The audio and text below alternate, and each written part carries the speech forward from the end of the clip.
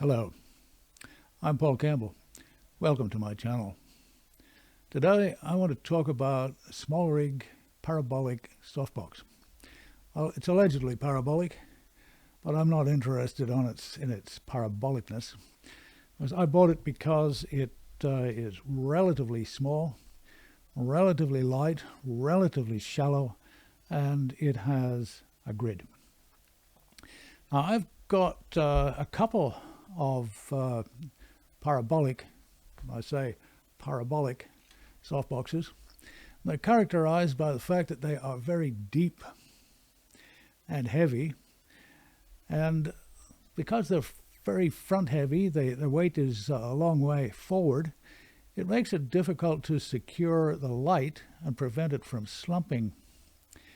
That's quite annoying. The other thing is that they take up far too much space. And the other thing, yet another thing, is that they say they're parabolic, but even if they were actually parabolic in operation, once you put a diffuser in front, it doesn't matter what's behind it, regardless of what you might think.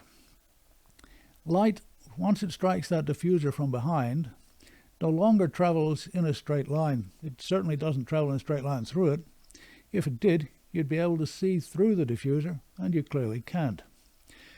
The light coming from the front of the diffuser is diffuse. That's why you use a diffuser. That light is going off in every direction, quite randomly. It absolutely does not matter what shape the umbrella is behind it. It might have some effect on the uniformity of the light striking the back of the diffuser, but it has absolutely no effect on the direction of light coming from the diffuser. If you want to know more about this, Ken Taylor has a video on the subject where he tests alleged parabolic softboxes and compares them with ordinary umbrella softboxes. Link is in the description if you're interested. Now, that out of the way, let's move on to this. This is the Smallrig. Let me see what it says there. It is an LAD85, allegedly a parabolic softbox. And as I say, I don't care about its parabolicness. It's different from the other softboxes I possess, the other quick assembly ones.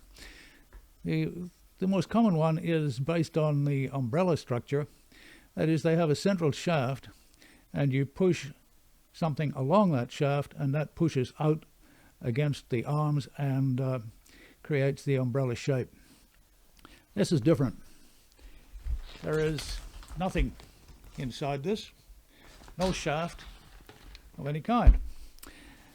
All the arms, if I call them arms, are on the outside, and they're fixed into these little hinged things, and you assemble this by pushing these things forward or down until they click into place.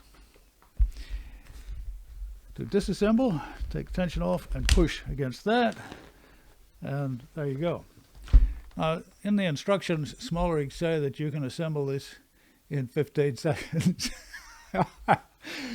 In your dreams, Smallrig. There are 12 of these, and you've got to get them all pushed down and clicked into place, and as you go around, they get harder to do. They do suggest you can do it from inside by pushing down on the thing, but I think what we're going to have to do is to go around and click every one into place like this. As you go, as I say, it gets harder. Perhaps it might be better. Try pushing them down from inside.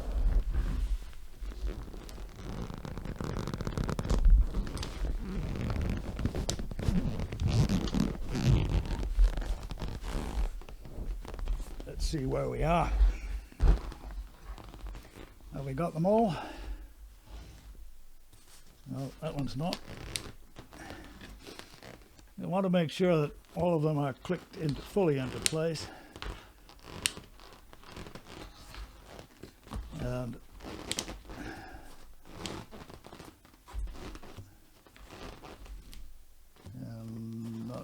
one's not.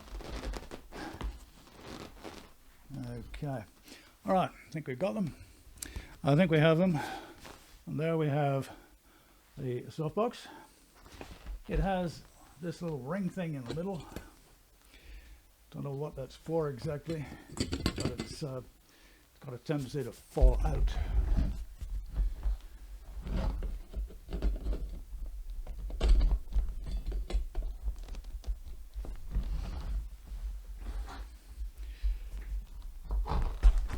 Now, to complete the assembly, you have an inner and outer diffuser. I won't bore you by showing you those being put in place.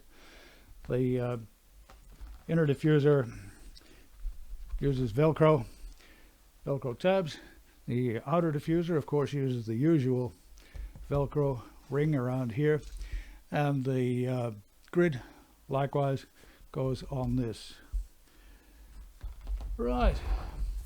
Let's assemble it and see what it looks like in operation.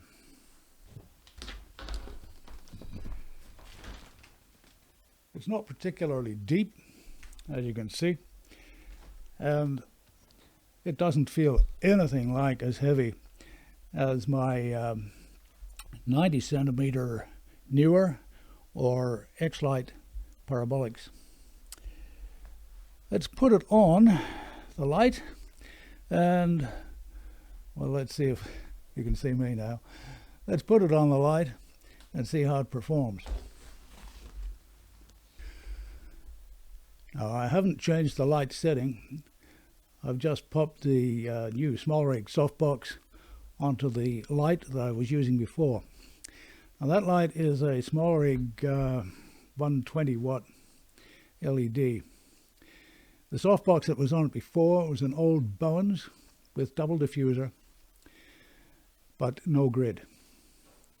Well, the light is now in place. That is, the softbox is on the light, as you can see. The exposure I have checked using a grey card, and I find that with the grid on, I'm getting about a half stop less illumination than I was getting with the Bowens rectangular softbox. And a lot of that reduction is due to the grid, because the grid absorbs a lot of the light that is going not directly forward but going out to the side. That hits the black parts, and the black parts of the grid absorb that light.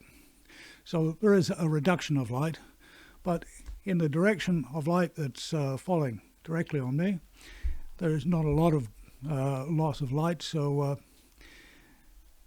only half a stop. Not too bad.